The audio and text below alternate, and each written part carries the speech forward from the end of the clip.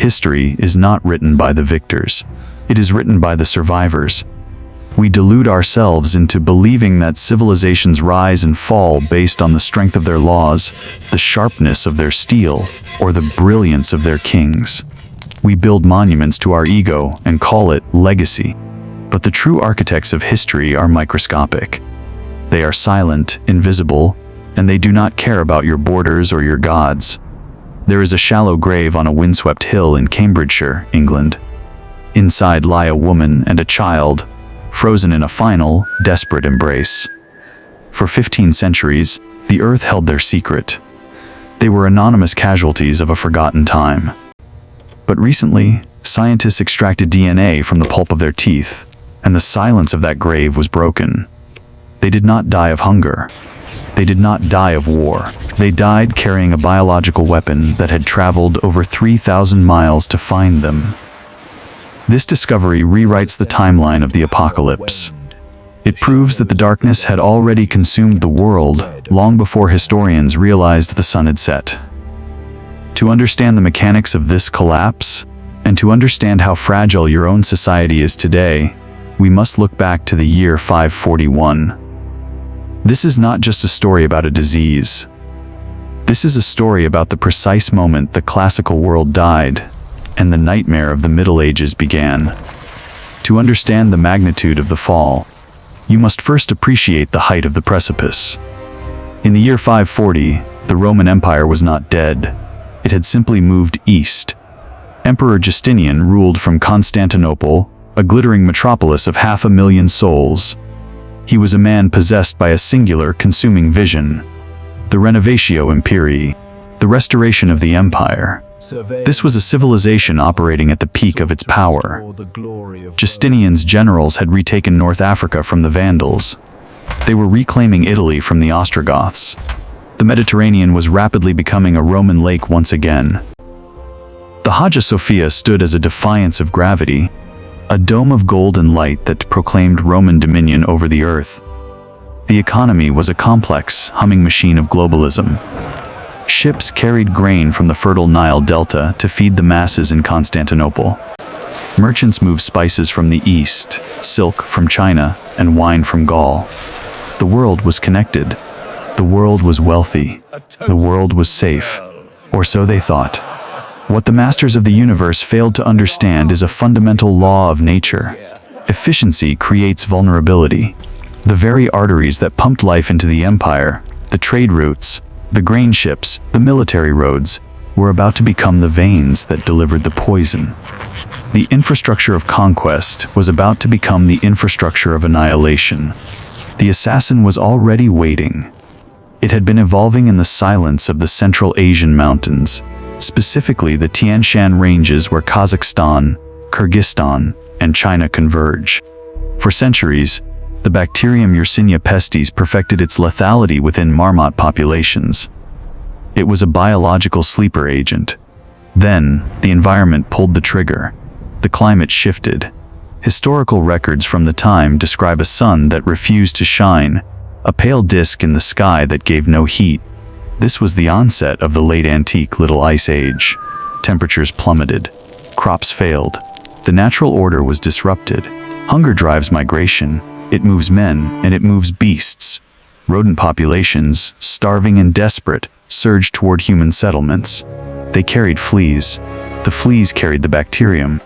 And the humans, oblivious to the invisible war beginning at their feet, welcomed the grain ships that carried their doom. The zero point was Pelusium. This was the choke point of the ancient world, the junction where the Nile met the Red Sea, where the wealth of Africa flowed into the Mediterranean. In the summer of 541, a merchant in Pelusium woke with a warmth spreading across his chest. He ignored it.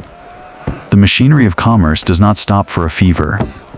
He continued loading grain onto ships bound for the capital. By evening, the pain in his armpit was blinding. By morning, a swelling the size of a fist pulsed beneath his skin, black, necrotic, and leaking. When he finally screamed for help, no one answered. The silence had already begun. The ships sailed anyway. This is the crucial error of complex systems. Momentum carries them forward even when the destination is death. The grain ships left port, carrying the harvest of Egypt and the seeds of the apocalypse. Some sailed to Alexandria, some to Gaza, some headed straight for the heart of the empire, Constantinople. The speed of the collapse was terrifying.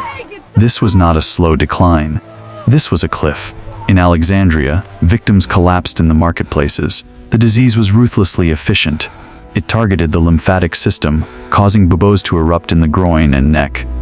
The pain was absolute. Some died within hours. Others lingered in delirium for days, begging for an execution that came too slowly. The great city of Alexandria, the center of learning and culture, began to smell like a mass grave. But news traveled slowly in the ancient world. The plague moved faster than the warning. Cities only realized they were under siege when their own citizens began to fall. Spring 542. The grain ships dock in Constantinople. The plague has arrived at the center of the world. The carnage that followed defies modern comprehension. Contemporary historians, men who were hardened by war and politics, wrote with trembling hands. They claim that at its peak, 5,000 to 10,000 people died every single day. The bureaucracy of the empire, the most advanced in the world, shattered. There was no room in the cemeteries. They dug mass pits. When the pits were full, they stuffed bodies into the towers of the city walls. When the towers were full, they loaded corpses onto ghost ships and pushed them out into the Sea of Marmara, leaving them to drift in a horrific flotilla of the dead. 40% of the city's population was erased. 300,000 souls, gone within a year. The emperor himself, Justinian, the man who claimed to be God's vice-regent on earth, contracted the pestilence. He developed the black swellings. He fell into the darkness. Unlike his subjects, he survived. But the man who woke up was not the same man who fell ill. And the empire he woke up to was a corpse. The psychological shockwaves were more devastating than the death toll. To the people of the 6th century, this was not biology. This was theology. This was divine judgment. If God was punishing the empire with such fury, then the emperor's mandate was a lie. The social contract was dissolved in pus and blood. From the capital, the shockwave radiated outward. By 543, it had burned through Syria, Anatolia, and Greece. It marched west into Italy, devastating the very lands Justinian had spent blood and treasure to reclaim. It ravaged Gaul. It crossed the sea to Ireland. And finally, it reached the edge of the known world. Essex Hill, England. This brings us back to the grave. For decades, historians believed that early Anglo-Saxon England was too isolated, too primitive to be touched by a global pandemic. They were wrong. The plague does not discriminate between the marble palaces of Rome and the wooden halls of Britain. The 4 bodies found at Essex Hill prove that the tentacles of the trade network were longer than we imagined. But here lies the dark irony of geopolitics. The plague acted as a filter. In Britain, the island was divided. On one side, you had the remnants of Roman Britain, the sophisticated, Christianized elites who still drank Mediterranean wine and used olive oil. On the other side, the pagan Anglo-Saxon settlers, living in smaller, self-sufficient hamlets. The plague followed the trade routes. It targeted the connected. It devastated the Romanized Britons because they were the ones buying goods from the infected empire. It bypassed the isolated Anglo-Saxons. In the kingdom of Gwynedd, the great King Maelgwn, known as the Dragon of the Island, sought sanctuary in a church to escape the Yellow Plague. He believed his status and his God would protect him. Tradition says he died peering through a keyhole, gasping for air as the disease claimed him. His death signaled a catastrophic shift. The British elites were decimated. Their knowledge of stone masonry, of logistics, of statecraft, died with them. The power vacuum they left behind was absolute. The silence that settled over the Welsh valleys was the sound of a civilization being extinguished. Into this silence stepped the Anglo-Saxons.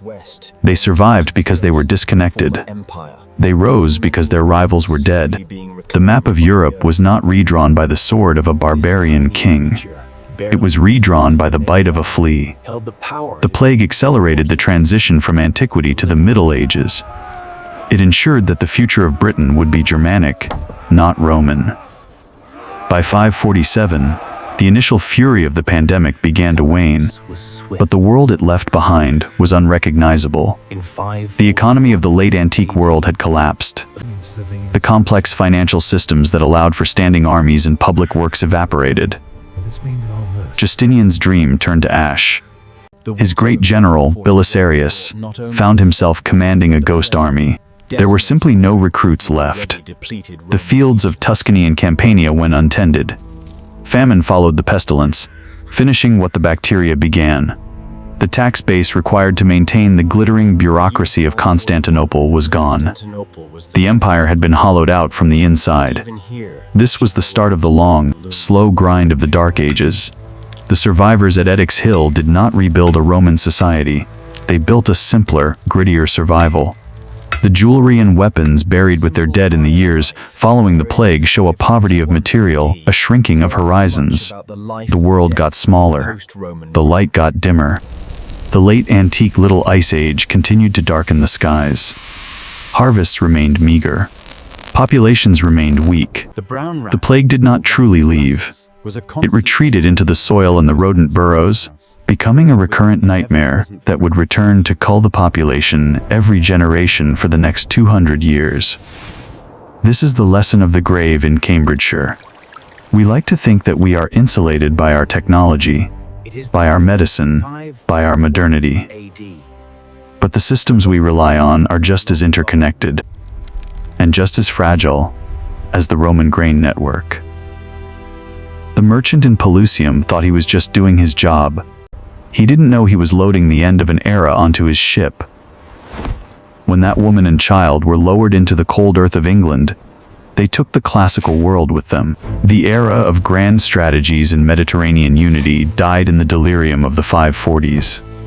What rose from the ashes was something harder, colder, and fragmented. The dominoes had finished falling. The plague proved that the most dangerous enemy is not the one standing at the gates with a sword.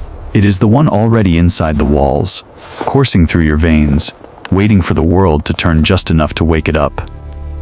Civilization is not a fortress. It is a temporary arrangement.